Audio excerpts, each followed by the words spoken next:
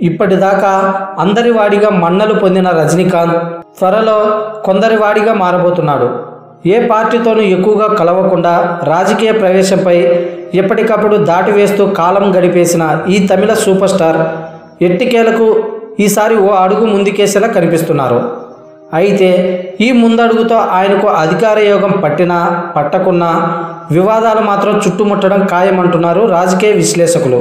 దీనికి ఉదాహరణగా Andhra Pradesh power star పవన్ను చూపుతున్నారు.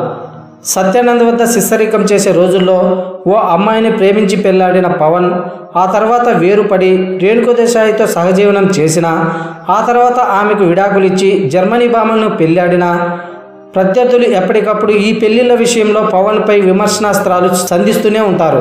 కొన్నాళ్ల క్రితం సిల్క్ స్మిత పాత్రలో విద్యాబాలన్ నటించిన డర్టీ పిక్చర్ తెరకెక్కుతున్న రోజుల నుండి ఆ సినిమాలో రజనీ పాత్రపై సందేహాలు, వివాదాలు తలెత్తాయి. ఆయన యంగ్ హీరోగా నటిస్తున్న రోజుల్లో కూడా ఆయన ప్రవర్తనపై చాలా అనుమానాలు ఉండేవని, కానీ అప్పటికే అన్నీ చెల్లిపోయాయని కోలీవుడ్ సీనియర్ నటులు వ్యాఖ్యానించిన సంగతి తెలిసిందే.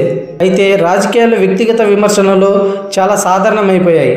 ఈ రోజుల్లో ఆ పాత వివాదాలే రజనీకాంత్ రాజకీయ ప్రవేశంపై కొత్త రూపు తీసుకొని రాజకీయ ప్రత్యర్థుల చేతిలో అస్త్రాలుగా మారితే ఆ విమర్శల వేడికి రజనీ తట్టుకొని ధీటుగా జవాబు ఇవ్వగలరా అని ప్రతి ఒక్కరూ ఎదురు చూస్తున్నారు.